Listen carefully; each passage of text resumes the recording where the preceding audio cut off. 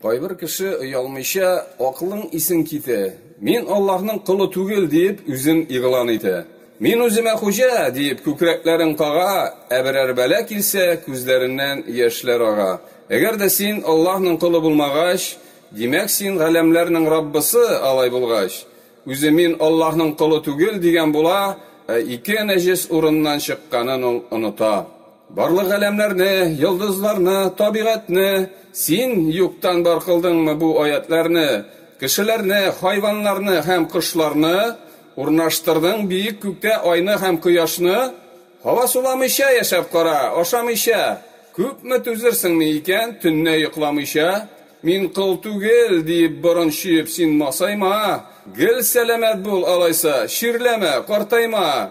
Әгәр дә берәр шир килсә, куып җибәр аны.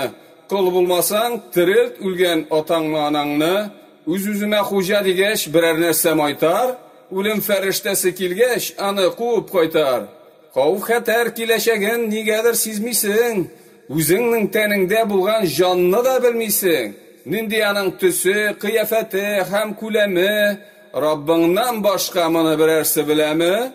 Кем яралтты бу дөньяга атаңны, анаңны? Кем безләргә саулык бирә, бәхет, балаларны? Күктәге йолдызлар санын әйтә аласыңмы? Әллә тәүбә итеп намазларга басасыңмы? Куллык ике төрле генә, өченчесе булмый. Ихтияри һәм мәҗбүри. Аллаһ бит алдамый. Укып кара, аңларсың Раббыңның ни әйткәнен. Гыймран сүрәсенең 83-нче аятын. Галәмләрдә һәммәсе дә мәҗбүри куллыкта. Берәү дә аңардан азат түгел чын барлыкта. Кемдә кем ихтияри куллык кабул иткән, ул Аллаһның рәхмәте астына кергән.